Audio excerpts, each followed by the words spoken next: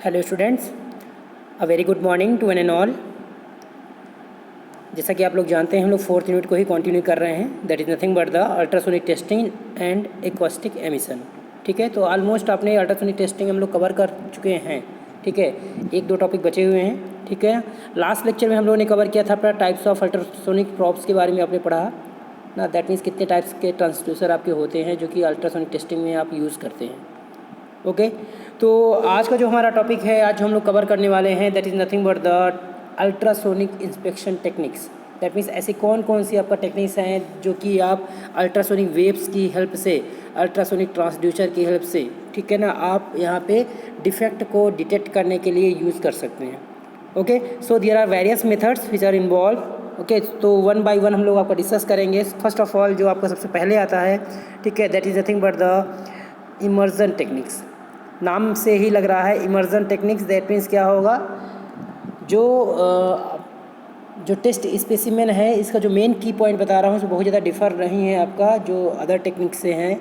ठीक है ना, तो बहुत ज़्यादा डिफरेंट नहीं है, बस मेन जो की पॉइंट ये है कि इसमें जो आपका दैट मीन्स जो टेस्ट स्पेसिमेन है वो तो आपका मतलब कि अंडर वाटर रहेगा ही रहेगा, उसके साथ ही साथ जो आपका ट्रांसड्यूसर है, दैट मीन्स जो प्रॉब है, अल्ट्रासोनिक प्रॉब है, ठीक है ना, उसको हम इस इमर्जन टेक्निक में इमर्जन प्रॉब बोलते हैं, वो भी आपका वाटर के अंदर ही रहता है। दैट मीन्स टैंक के अंदर आपका पर्टिकुलर कोई टैंक है आपका, उसमें वाटर पूरी तरह से फिल है, उसके अंदर आप स्पेसिमेन भी रखा हुआ है, टेस्ट ऑब्जेक्ट भी रखा हुआ है, और उसी के अंदर आपका एक डिफरेंट डिस्टेंस मेंटेन करते हुए अल्ट्रासोनिक प्रॉब का भी अरेंजमेंट किया जाता है। ठीक है ना, तो जैसे कि लैंग्वेज में आप देख पा रहे हैं, ultrasonic testing is perform by either of two basic methods. दो बेसिक मेथड्स हैं आपका अल्ट्रासोनिक टेस्टिंग को परफॉर्म करने के लिए। First one is nothing but the contact testing, second one is immersion testing. First में आपको पता है कॉन्टैक्ट टेस्टिंग में क्या होता है, प्रॉब जो होता है आपका डायरेक्टली कॉन्टैक्ट में आता है किसके, टेस्ट स्पेसिमेन में। तो उसमें क्या होता है आपका जब डायरेक्ट कांटेक्ट में आता है तो वहाँ पे आपका रबिंग होती है तो आपका हीट जनरेट होता है ना, स्क्रैचेज आते हैं। तो इसके चलते क्या होता है कि पहली चीज़ हम वहाँ पे प्रिकॉशन बरतते हैं, तो वहाँ पे हम लोग स्टील प्लेट का यूज़ करते हैं ताकि आपका रबिंग हो, किसी प्रकार का कोई फेलियर हो तो खाली उस प्लेट पे फेलियर हो, बाद में उस प्लेट को क्या करेंगे हम लोग रिप्लेस कर देंगे, तो वो आपको कॉस्ट इफेक्टिव रहेगा, जिससे आपका पूरा आपका अरेंजमेंट चेंज नहीं करना पड़ता है। फॉर एग्जांपल जब हम लोग सिलेंडर पिस्टन असेंबली में आप देखते होंगे कि जब पिस्टन आपका सिलेंडर के अंदर मूव करता है, ठीक है ना, तो वहाँ पे क्या होगा आपका पिस्टन और सिलेंडर के बीच में हम लोग क्या करते हैं, आपका सिलेंडर लाइनर का यूज़ करते हैं अकम्प्लिश विथ वाटर जैकेट। ठीक है, आपका प्रॉपर क्वेंचिंग भी होती रहती है, वो कूल भी करता है, और साथ ही साथ लाइनर का भी यूज़ करते हैं। ठीक है, तो हो सकता है जो आपका पिस्टन है या जो सिलेंडर है वो ऑर्डिनरी मटेरियल का हो सकता है, that means ordinary grey cast iron का हो सकता है, बट जो सिलेंडर लाइनर होता है वो आपका क्या होता है, हाई ग्रेड मटेरियल होता है। हाई ग्रेड मटेरियल की बात करूँ, जैसे आपका वहाँ पे कई बार ब्रॉन्ज यूज़ करते हैं हम लोग, बैबिट मेटल यूज़ करते हैं, वाइट मेटल यूज़ करते हैं, दैट मीन्स जो पर्टिकुलर जिससे डायरेक्टली कॉन्टैक्ट में आ रहा पिस्टन, ठीक है ना, तो वो आपका वो जल्दी फेल ना करे। और यदि इन केस ऑफ फेलियर होता भी है तो पर्टिकुलर क्या करना पड़े, हमें पूरी असेंबली को चेंज नहीं करना पड़ता है, बल्कि खाली लाइनर को ही रिप्लेस करना पड़ता है। ये चीज़ मैंने आपको 6th सेमेस्टर में डिस्कस किया था जब मैं आपको डिज़ाइन पढ़ा रहा था। ठीक है, तो वही सेम चीज़ यहाँ भी है कि क्या करना पड़ेगा, हम लोग डायरेक्ट कॉन्टैक्ट टाइप में हम लोग प्रॉप को, जो भी आपका टेस्ट स्पेसिमेन है आपका, तो प्रॉप को क्या करते हैं, आपका स्टील प्लेट से आपका वहाँ पे हम लोग इसको कवर करते हैं, ताकि यदि आपका फेलियर होता भी है तो पर्टिकुलर उस प्लेट को क्या करेंगे, हम रिमूव कर देंगे, रिप्लेस कर देंगे, उसकी जगह दूसरी स्टील प्लेट यूज़ कर लेते हैं। तो ये है आपका दैट मीन्स ये डायरेक्ट कांटेक्ट में है। और डायरेक्ट कांटेक्ट में आपको पता है कि जब भी आप डायरेक्ट कांटेक्ट में लाते हैं तो पूरी तरह से जो अल्ट्रासोनिक वेव्स हैं वो आपका टेस्ट स्पेसिमेन में प्रोपेगेट कर सकें। ठीक है, तो उसके लिए क्या करते हैं हम ना, दैट मीन्स जो भी बीच में एयर गैप है वो बिल्कुल नहीं होना चाहिए, अदरवाइज क्या होगा, एयर गैप क्या करता है, वहाँ पे रिफ्रैक्शन करता है, दैट मीन्स जो भी अल्ट्रासोनिक वेव्स आती हैं उनको क्या करते हैं आपका वो बाहर की तरफ रिफ्रैक्ट करती है। ठीक है, तो पूरी तरह से आपका एनर्जी वहाँ पे प्रोपेगेट नहीं हो पाती टेस्ट स्पेसिमेन में। ठीक है, तो इम्पीडेंस आपका उसका लो हो जाता है, तो इसका इम्पीडेंस बरकरार रहे, फ्रिक्वेंसी अच्छी रहे, तो इसके लिए क्या करते हैं हम लोग एज अ कपलेंट हम लोग वहाँ पे यूज़ करते हैं, कुछ मटेरियल यूज़ करते हैं जिनमें आप लिक्विड भी यूज़ कर सकते हैं, पेट्रोलियम है, ग्रीस है। ठीक है, तो ऐसे कई सारे आपका हम लोग वहाँ पे यूज़ करते हैं। ओके, तो ये आपका नॉन कॉन्टैक्ट टाइप में था। यदि कॉन्टैक्ट टाइप में बात करूँ, सॉरी आपका ये कॉन्टैक्ट टाइप का था। यदि नॉन कॉन्टैक्ट की बात किया जाए, जैसे आपका इमर्जेंट टेस्टिंग उनमें से एक है। Okay, so in emergent testing a water proof probe is used with water path और column acting as a couplant. That means यहाँ पे खुद जो आपका वाटर से जो भरा हुआ टैंक है वो खुद क्या है आपका कपलेंट का वर्क करता है, कपलेंट का काम करता है, ठीक है। और जो प्रॉब होता है दैट मीन्स जो अल्ट्रासोनिक ट्रांसड्यूसर है वो क्या होगा, फुल्ली वाटर प्रूफ रहेगा, फुल्ली वाटर टाइट रहेगा। ओके, ताकि इस पर कोई इफेक्ट ना डाल सके। Both the transducer and the test specimen are immersed in water and the beam is transmitted through the water as medium into the material.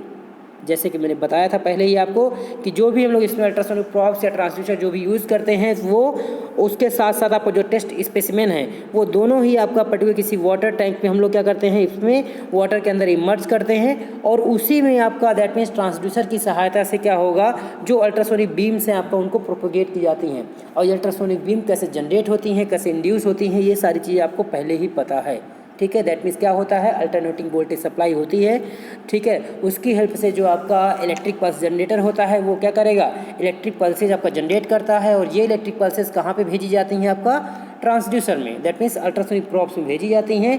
फिर प्रॉब्स आपको पता है दो टाइप के होते हैं, that means first one is nothing but the transmitting transducer and another one is nothing but the receiving transducer.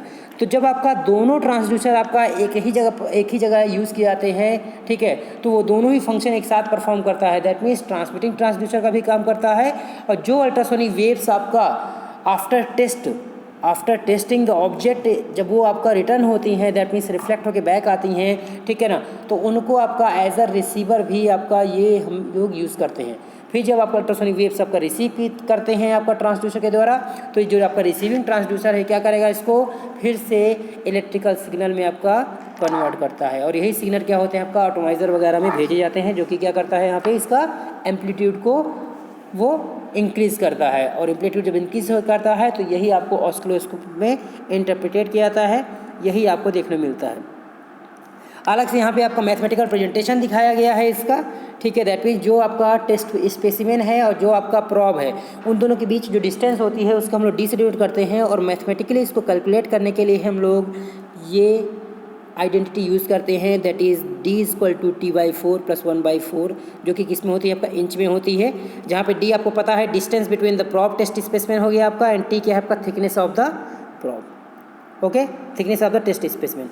ये आपका सेटअप है, आप देख पा रहे हैं इमर्जन टेक्निक में। ये यहाँ पे आपका कोई एक वाटर ड्रम रखा हुआ है, टैंक रखा हुआ है, उसमें पूरी तरह से लिक्विड भरा हुआ है। इसमें देख पा रहे हैं आपका इमर्जन प्रॉब है, आपका प्रॉब की डायरेक्शन को कंट्रोल करने के लिए ऊपर मोशन स्टेज है और मोशन कंट्रोल डिवाइस लगी रहती है।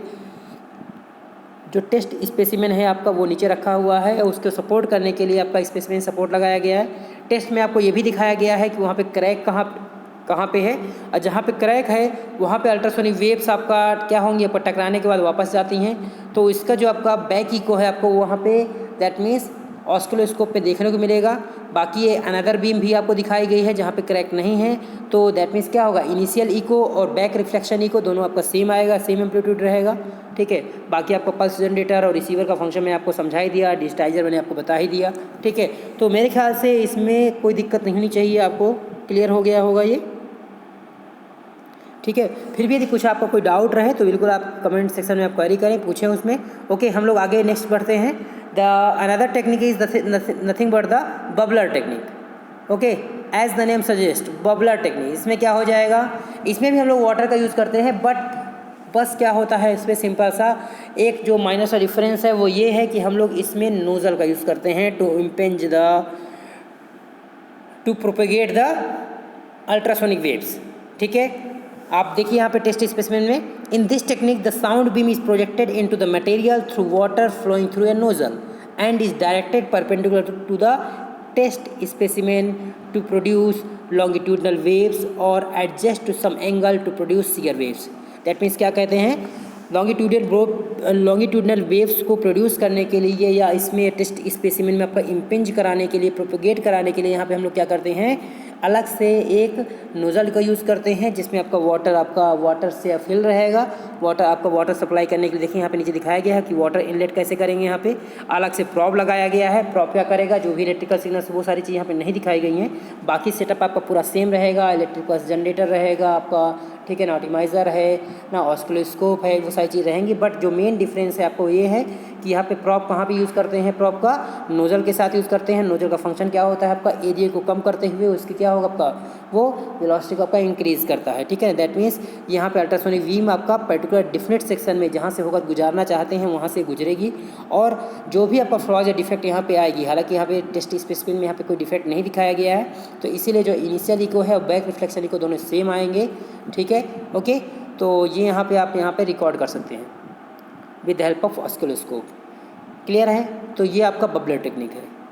फिर से रिपीट कर रहा हूँ, in this technique the sound beam is projected into the material through water flowing through a nozzle and is directed perpendicular to the test specimen to produce the longitudinal wave और adjust to the some angle to produce shear wave. That means ये क्या होगा आपका, nozzle यदि इस तरीके से लगा हुआ है तो ऑब्वियस सी बात क्या होगा, ये लॉन्गिट्यूडनल वेव आपका प्रोड्यूस करता है। दैट मीन्स जो आपका फ्रंट वॉल है उसके जस्ट परपेंडिकुलर आएगी जो वेव्स आ रही हैं।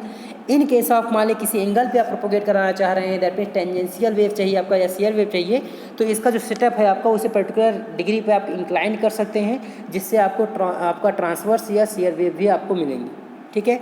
तो और इसका जो इस टेक्निक का जो मेनली हम लोग यूज़ करते हैं कहाँ पे करते हैं, बेसिकली जैसे आपका high speed scanning of plate होती है वहाँ पे यूज़ करते हैं, स्ट्रिप में यूज़ करते हैं, सीट्स हो गई वहाँ पे यूज़ करते हैं, और बेसिकली सिलेंडर का जो ड्रम्स हैं आपका वहाँ पे हम लोग इस टेक्निक का यूज़ करते हैं, ठीक है। तो ये आपका बबलर टेक्निक है यहाँ पे दिखाया गया है। ओके, तो आज के लिए इतना ही, कल हम लोग आपका नेक्स्ट टेक्निक आपका पढ़ेंगे, ठीक है ना। कई सारी हैं, थोड़ा थोड़ा करके आपका इनको कवर करना है हमें, और डे बाय डे आप इसमें साथ ही साथ लर्न करते जाएं तो ज़्यादा बेटर रहेगा, ताकि आपके पास लोड बहुत ज़्यादा है, ठीक है। गेट का भी सामने दिख रहा है आपको ना, उसके लिए भी आपको प्रिपेयर करना है। ओके, तो बस आपको क्या करना है, डायग्राम की प्रैक्टिस करनी है, और जो बोल रहा हूँ उसको अपनी लैंग्वेज में आपका वहाँ पे लिखना है, ठीक है। और इससे ज़्यादा कुछ नहीं एनडीटी में। Okay, so for today that is more than enough. Thank you so much.